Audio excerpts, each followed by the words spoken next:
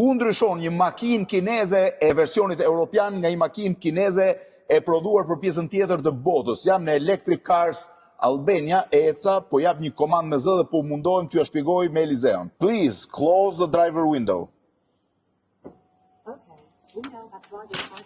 Ky është versioni europian i makinave kineze Leap Motors të prodhuar për Europën. Elizeo, kush është diferenca mes një makine të certifikuar për Europë dhe një makine që lëviz në pjesën tjetër të botës? Atëherë është certifikimi, multimedias, gjua, asistenca rrugore. Nuk ka ndryshim në strukturën e makinës. Struktura jo është e njëjta si cilësi. Asgjë. Pra multimedia do thotë që ti mund përdorësh hartat europiane. Voice command siç e bën Voice command është që në fillim anglisht, pra jo ti kthehet nga kinese në anglisht. Kemi CarPlay, hartat gjitha janë europiane.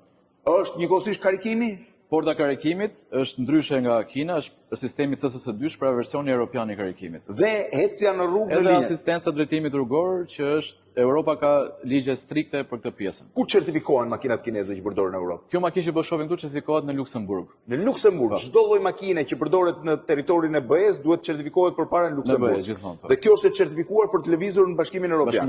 Kjo modeli është Leap Motor, versioni modelit C10. Sa kushton kjo? Kjo fillon nga 22.000 euro. 22.000 euro. Ka 130 km autonomi. E re fare me E re me qese. Ka dhe blusnish, SUV dhe hapësira është goxha e bollshme. Kjo është një makinë që përdoret për çdo terren. Pra për ta kuptuar edhe një herë ku është diferenca mes versionit të BE-s dhe versionit prodhuar për pjesën tjetër të botës, voice commandët janë anglisht që në fillim, ndërkohë që versioni kinez duhet kthehet nga kinez që në anglisht, pra duhet zgjedhur gjua. Të gjitha sistemet e hartave janë sisteme europiane. Karikimi është me versionin europian. Ka nevojë adaptor? Nuk ka nevojë për adaptor, se sot duhet i vendosësh një adaptor dhe ka atë street line që kur ecën në rrugë mos lëvizësh nga një ram, por ne si kemi rrugët vizuara, kështu që Leap Motors është e mirë si markë? Është brendi i dytë më i shtytur në Kinë pas BYD-s. Dhe është 22.000 euro kjo vetëm. 22.000 euro.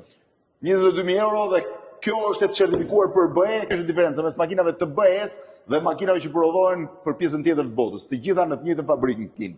Faleminderit.